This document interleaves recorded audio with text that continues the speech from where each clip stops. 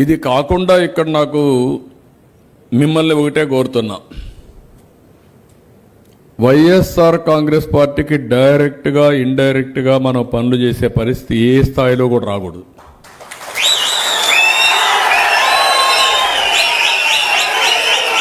నేను I'm very clear on this.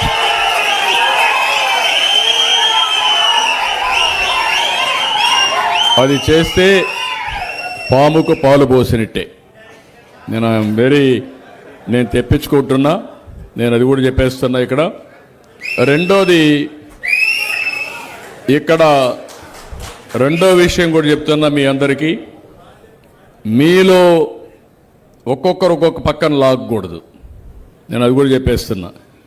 ఒక నాయకుడు ఈయన ఇష్ట ప్రకారం లాగడం, నాకు చెప్పడం, ఈడోడి చేయడం, అవి చేస్తే మాత్రం పార్టీ బలహీనపడుతుంది. ఒక లీడర్షిప్ కింద పనిచేస్తాం. ఆ లీడర్ బాధ్యత అందరికీ న్యాయం చేసే బాధ్యత, ఆయనతో ఉండే వాళ్ళకి న్యాయం చేయడం కాదు. ఆయన మీద కూడా నేను సాటిస్ఫాక్షన్ లెవెల్ తెప్పిస్తా ఎప్పటికప్పుడు. ఫోల్డెడ్ నేను ఆయన మీద కూడా ఇన్ఫర్మేషన్ తెప్పిస్తాను. తెప్పించి ఎప్పటికప్పుడు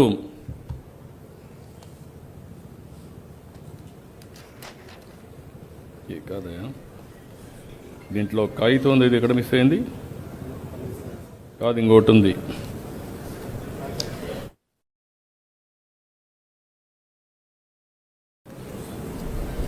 అతను రమ్మను. ఇక్కడికి వచ్చినప్పుడు నేను మండల పార్టీ ప్రెసిడెంట్ రేటింగ్ ఇచ్చాం, క్లస్టర్ ఇన్ఛార్జెస్ రేటింగ్ ఇచ్చాం, యూనిట్ ఇన్ఛార్జెస్కి రేటింగ్ ఇచ్చాం, బూత్ ఇన్ఛార్జెస్ కూడా రేటింగ్ ఇచ్చాం. అందులో ఏబీసీ పెట్టాం. దీనికి 45% మొన్న బూతుల్లో ఎన్ని ఓట్లు పడ్డాయో దానికి వెయిటేజ్ ఇచ్చాం. అల్టిమేట్గా ఓటు సంపాదించేవాడు విజేత, మాటలు చెప్పేవాడు కాదు. మీరు ఎన్ని ఓట్లు సంపాదిస్తున్నారు అనేదానికి టెస్ట్ ఓన్లీ ఎలక్షన్. మామూలు అప్పుడు మీరు అందరూ అదరు తిరుగుతూ ఉంటారు, సార్ మీరు గొప్పవాళ్ళు, వీరుడు, సూర్యుడు, లేకుంటే అన్నీ మీ వల్ల అయిపోతాయని. దానివల్ల వచ్చేది ఏముండదు. నాకు మీ పంచాయతీని మీరు బాగా చూసుకుంటే, మిమ్మల్ని నేను గౌరవిస్తే, శాశ్వతంగా తెలుగుదేశం పార్టీ ఉంటే ఈ రాష్ట్రం బాగుపడుతుంది, తద్వారా మీ గౌరవం పెరుగుతుంది. అదే నేను ఆశిస్తున్నా. ఏ కార్యకర్త కానీ ఏ నాయకుడు కానీ టెంపరీగా చూడొద్దండి. ఎమ్మెల్యేలు కానీ ఎంపీలు కానీ 5 ఏళ్ళు చూడొద్దండి, వన్ టైంకి చూడొద్దండి దయచేసి. మీరున్నంత వరకు మీరు ఎమ్మెల్యేలుగా ఉండాలి. మీకంటూ సమాజంలో ఒక ప్రత్యేకత రావాలి. ఒక ప్రసాదరావు గారు బ్రహ్మాండమైన ఎంపీ, థామస్ గారు ఒక బ్రహ్మాండమైన ఎమ్మెల్యే అనేది శాశ్వతంగా ముద్రపడాలి. ఆ ముద్రపడాలంటే విశ్వసనీయత అనేది ఓవర్ నైట్ రాదు. ఈ విషయం కూడా మీరు గుర్తుపెట్టుకోవాలి. మీరు చూస్తే 45 ఏళ్ళు కష్టపడ్డాను. ఇప్పుడు నాకు ఎన్నికలు లేవు, 9 నెలలు అయింది. మొన్న మీలో ఒక అచంచలమైన విశ్వాసంతో ఓట్లు వేశారు. అది చూసిన తర్వాత ఈ 9 నెలల్లో నేను ఆలోచించి, ఎన్ని పనులున్నా నేను మీతో ఉండాలి అనే ఉద్దేశంతో ఈ రోజు నుంచి ప్రారంభించా. ఎక్కడ పోయినా కార్యకర్తల్ని కలవడం నా బాధ్యత, దాంట్లో సెకండ్ థాటే లేదు. నేను గౌరవం ఇవ్వకపోతే ఎవరు మీకు గౌరవం ఇవ్వరు. నేను గౌరవం ఇవ్వడమే కాదు, నేను కొరడా తీసుకుంటే అందరూ సెట్ అయిపోతారు. డెఫినెట్గా సెకండ్ థాటే లేదు దాంట్లో. డెఫినెట్గా నేను చెప్తున్నా, మనమందరం అనుసంధానం కావాల్సిందే. సెకండ్ థాట్ లేదు. నేను కూడా చాలా మెకానిజం ఎస్టాబ్లిష్ చేస్తున్నా. నిర్ణయం చేసే మునుపు వాస్తవం ఉండాలి. మీరు నా చెవు కొరికి, ఇంకొక ఆయన ఈ పక్క కొరికి, అసలు నాకే పిచ్చబట్టి, దానికి కరెక్ట్ ఇన్ఫర్మేషన్ తెలిస్తే కరెక్ట్గా చెప్పిన తర్వాత మీరు మారకపోతే ఇంకా వేటు తప్ప వేరే మార్గాలు ఉండవు. అది నేను హామీ ఇస్తున్నా, నేను చేసి చూపిస్తా. అందుకే నేను ఒక మాట చెప్పాను, 60,000 మంది ఉన్నారు. 60,000 మంది యొక్క పర్ఫార్మెన్స్ ఎవ్రీ మంత్ అప్డేట్ చేసేస్తాం. మీకు కూడా అవకాశం ఇస్తాం, మీరు కూడా పంపించుకోవచ్చు కావాలంటే. నమోదవుతుంది అని చెప్పి అది కూడా తప్పుడు లెక్కలు చూపిస్తూ ఉన్నారు. ఈ నేపథ్యంలో 2025-26 అంటే ఇప్పుడు ప్రవేశపెట్టిన ఈ బడ్జెట్ 3,22,359 కోట్ల బడ్జెట్ కూడా ఎలా సాధ్యము? ఇది అంకెల గారడి కాదా? ఇవన్నీ కూడా మోసం కాదా? మళ్ళీ దీన్ని బాహుబలి బడ్జెట్ అనడం మీకు మాత్రమే చెల్లుతుంది.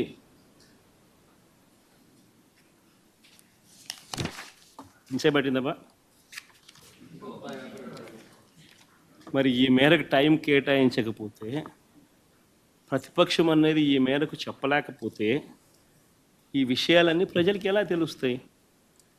మామూలుగా అయితే ప్రతిపక్ష నాయకుడు అనే వ్యక్తికి ఎవరికైనా కూడా ఉండేది అసెంబ్లీలో మామూలుగా 2 పార్టీలు ఉంటాయి. ఒకటి అధికార పార్టీ, మరొకటి ప్రతిపక్ష పార్టీ.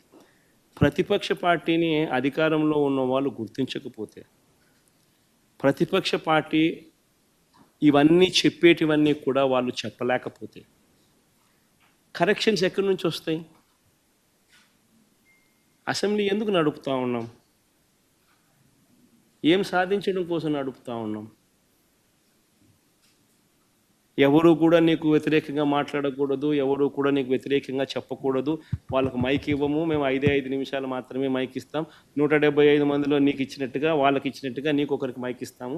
5 నిమిషాలు నీ టైం కట్ చేస్తాము, నీ మైక్ కట్ చేస్తాము అని అంటే ప్రజలకు ఇవన్నీ కూడా తెలియకూడదు అనే ఉద్దేశంతో అసెంబ్లీ నడుస్తూ ఉంది.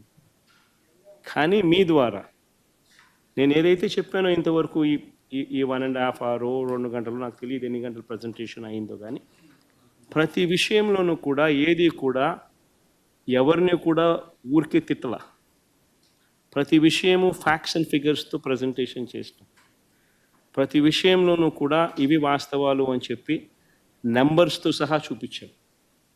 వీటికి సంబంధించి ఏదైనా సమాధానాలు చెప్పగలిగితే సమాధానాలు వాళ్ళు చెప్పాలి. మీ ద్వారా కనీసం ప్రజలకన్నా ఈ మెసేజ్ పోయి ప్రజలందరికీ కూడా జరుగుతూ ఉన్న ఈ రాష్ట్ర పరిస్థితుల మీద ప్రజలందరికీ కూడా అవగాహన కలగాలి అని రాష్ట్ర బడ్జెట్ మీద, గవర్నర్ ప్రసంగం మీద ఒక ప్రతిపక్ష నాయకుడిగా, ఒక ప్రతిపక్ష పార్టీకి సంబంధించిన నాయకుడిగా ప్రతిపక్షం చేయాల్సిన పాత్ర అసెంబ్లీలో చేయలేని పరిస్థితుల మధ్య మీడియా ద్వారా ప్రజలకు కమ్యూనికేట్ చేసే కార్యక్రమం చేస్తూ ఉన్నాం. సార్, స్పీకర్, ఇప్పుడు ఈ అసెంబ్లీలో మీ అసెంబ్లీకి సంబంధించి కానీ బడ్జెట్కి సంబంధించి ప్రభుత్వం 9 నెలల పాలనకు సంబంధించి అనేక వైఫల్యాల గురించి మీరు చెప్తా రావడం జరిగింది సార్ ఇప్పటివరకు. అయితే నిన్న వచ్చినటువంటి పట్టభద్రుల ఎమ్మెల్సీ ఎన్నికల ఫలితాల్లో టీడీపీ గెలిచింది కాబట్టి ప్రజలకు మా పైన ఇంకా నమ్మకం ఉంది, విశ్వాసం ఉంది, అందుకే ప్రజలు మాకు ఓటు వేసి గెలిపించారని సీఎం చంద్రబాబు చెప్తా ఉన్నారు. రమేష్, ఒకటి ఆశ్చర్యకరం కలిగించే విషయం ఎప్పుడని చెప్తాను. నేను ఎమ్మెల్సీ ఎన్నికల్లో రిగ్గింగ్ చేసేవాడిని ప్రపంచ చరిత్రలో నువ్వు ఎప్పుడైనా చూసినావా అని చెప్తాను. నేనైతే ప్రపంచ చరిత్రలో ఎమ్మెల్సీ ఎన్నికల్లో రిగ్గింగ్ చేసేవాడిని నా ప్రపంచ చరిత్రలో ఎవడు నేను చూడలా. ఒక చంద్రబాబు నాయుడు అనే వ్యక్తి మాత్రమే ఎమ్మెల్సీ ఎన్నికల్లో రిగ్గింగ్ చేసేవాడిని నేను చూసింది. అయినా కానీ శ్రీకాకుళంలో మాస్టర్లు బాగానే బుద్ధి చెప్పారు కదా.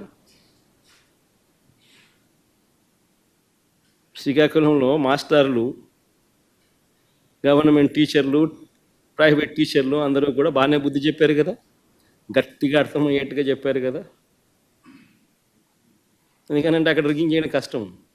టీచర్లు వచ్చి కొట్లాడతారు, ఎందుకంటే వాళ్ళే బూతుల్లో ఏజెంట్లు, వాళ్ళే బూతుల్లో పోలింగ్ ఆఫీసర్లు, టీచర్లే. సో వాళ్ళ ఓట్లు వాళ్ళకి రాకుండా చేసినామని అంటే వాళ్ళంతా ఒప్పుకోరు. కాబట్టి అక్కడ యూనియన్స్ అన్నీ ఉంటాయి కాబట్టి చేయలేకపోయింది. ఇంకా గ్రాడ్యుయేట్ల దగ్గరికి వచ్చేసరికి ఎవడైనా అంతే అన్నట్టుగా అక్కడ కూడా రిగ్గింగ్ చేసినారు.